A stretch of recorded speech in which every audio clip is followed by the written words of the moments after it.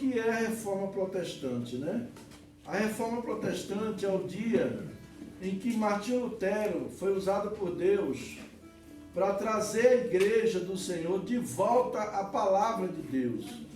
Nós sabemos que a primeira igreja, a igreja do início do século, de Atos dos Apóstolos, até o ano 300, ela andou debaixo da direção do Espírito Santo.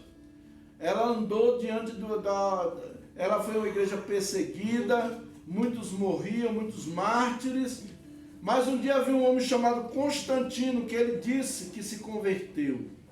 E ele viu que quanto mais se matava os cristãos, mais cristão surgia, mais aparecia cristão, mais a igreja crescia.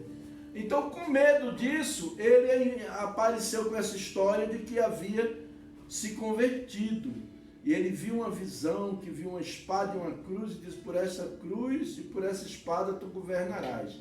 E ali ele disse: a partir de hoje eu me torno cristão e não persigo mais a igreja.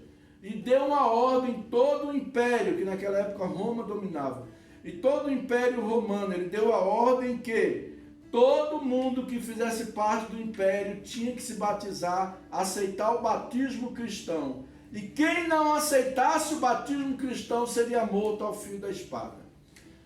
Obviamente que entre morrer e se batizar, muita gente preferiu batizar, né? E aí onde a igreja começou a desviar-se dos caminhos do Senhor, da palavra. E aí foi trazida muita heresia, muita coisa para dentro da igreja. E depois a igreja começou com sacerdotes, tudo, e aquela coisa de vender indulgência, querer construir templos, catedrais enormes, e tudo isso através de manipulações, né?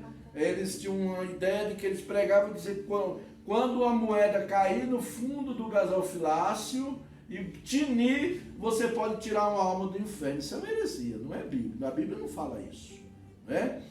Depois eles disseram que você pagava, comprava o seu certificado de vida eterna. Então era a indulgência que tinha, as penitências que a pessoa tinha que fazer. E Martinho Lutero estava pagando uma penitência, subindo as escadarias da Basílica de São Pedro. E neste dia ele leu Romanos, a carta de Paulo aos Romanos. E lá em Romanos capítulo 1, versículo 17, ele disse: o justo pela fé viverá. Peraí, se o justo viverá pela fé, eu não tenho que pagar penitência, eu não tenho que subir escada de joelho, Jesus já fez o sacrifício por mim. E ali ele levantou-se e declarou que não ia mais se submeter àquelas heresias. Ele tentou levar os líderes da igreja a voltar, a abandonar aquelas heresias. Martinho Lutero jamais queria fundar uma outra igreja, queria sair da igreja, queria começar uma... Não, ele queria que a igreja voltasse para a palavra, saísse daquelas heresias. Mas antes de Martinho Lutero houve outros homens também. Por exemplo, São Francisco de Assis. Ele era um homem que ele não concordava com aquilo ali também. Ao ponto dele, uma vez ele tirou a roupa e saiu pelado, do jeito que nasceu, na frente de todo mundo.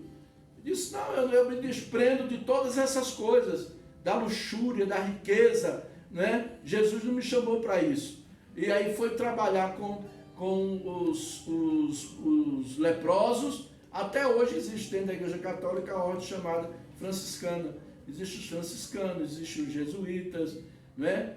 Eram grupos que tinham visão reformada, visão de mudança na igreja. Não queria que a igreja continuasse daquele jeito. Mas Martinho Lutero impactou porque ele era um monge beneditino, ele era teólogo e era também formado em direito. Então ele partiu para cima e conseguiu traduzir a Bíblia. A Bíblia tinha que estar na mão do povo, o povo tem que ter a Bíblia, o povo tem que ler a Bíblia, o povo tem que conhecer a palavra, né? Porque era pregado que só os sacerdotes que podiam ler a Bíblia.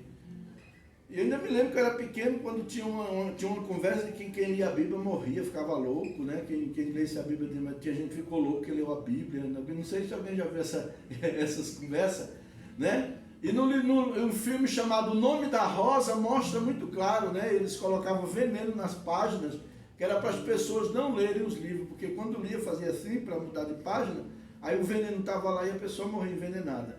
Né? Isso é história real, isso não é história da carochinha, está na história, nos livros de história nós temos essas coisas, né? Então assim, Martinho Lutero trouxe a igreja de volta para a palavra, para a Bíblia. A intenção dele foi trazer o povo de volta para a Bíblia. E aí que surgiu a reforma protestante. Por que protestante? Porque protesta contra todas aquelas heresias, todas aquelas coisas contrárias à palavra de Deus. Infelizmente, hoje nós não podemos dizer que a igreja é protestante, porque a igreja tem muita heresia. Se brincar, tem mais... não, se brincar não. A verdade é que hoje tem mais heresia do que aquelas no meio da igreja evangélica. É tanta coisa que a gente vê, tanta palhaçada, né? Que a gente vê. Um dia desse eu estava vendo aí um grupo, uns irmãos numa roda, todo mundo de branco, rodando. Não tinha diferença nenhuma do terreiro de Umbanda, né? Não tinha diferença nenhuma. Então o sincretismo religioso misturou-se muito as coisas. Misturou-se em nome da fé, em nome de Deus, para agradar as pessoas, né? A igreja gay, ontem mesmo a Lana Holder falou, nós temos a igreja, eu sou gay, sou lésbica e tá, e sou crente, sirvo a Deus e quem tá, aquela coisa toda. Então assim, as pessoas, elas não querem se enquadrar a palavra, mas elas querem que a palavra se enquadre nelas. Então nós vamos ter agora uma igreja gay, uma igreja de assaltante, uma igreja de drogado, de pedófilo, uma igreja de prostituta, né? Porque cada grupo, a pessoa não quer mudar de vida e quer que a Bíblia se encaixe no que ela faz. Eu tenho que olhar para a Bíblia e ver o que eu estou fazendo de errado e procurar mudar a minha vida. Eu vou mudar dentro da palavra de Deus, né? A Bíblia mesmo diz, lâmpada para os meus pés é a tua palavra e luz para o meu caminho. Então, lâmpada para clarear, para iluminar.